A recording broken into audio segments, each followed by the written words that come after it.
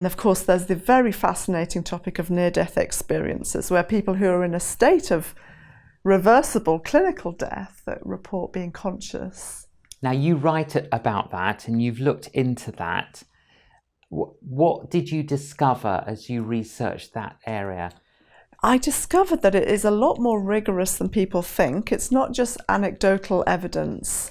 What happened, it's a data set that's only arisen since we've been able to kind of have people in that state of clinical death, since we've had cardiac surgery and neurological surgery, where people have to be cooled to a very low temperature. Their brain EEG signal is, there isn't any detectable signal, and their heart is stopped, and they're in a state in order for this surgery to be performed. And what surgeons used to hear was that some of their patients were reporting upon resuscitation that they had been conscious.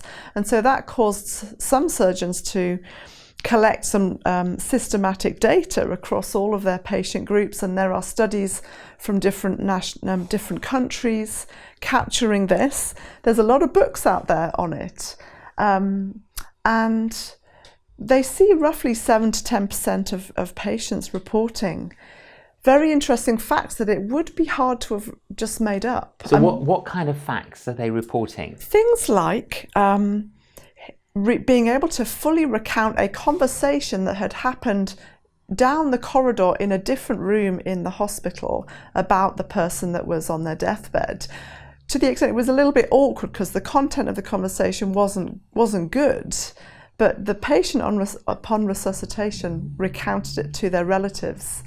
Other things like somebody observing a slightly random tennis shoe on a roof in another part of the hospital entirely that you could never have known about, and the staff didn't know about because it's inaccessible, you can't climb up there.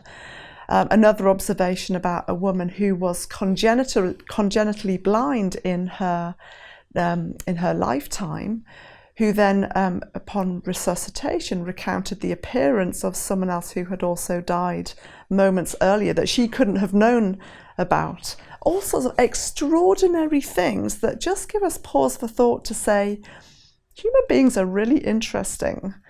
And even if some of these may have been fabricated, who knows? But even if one of these is a genuine instance... But they couldn't have been fabricated because, like the tennis shoe, right? There's no way. Right.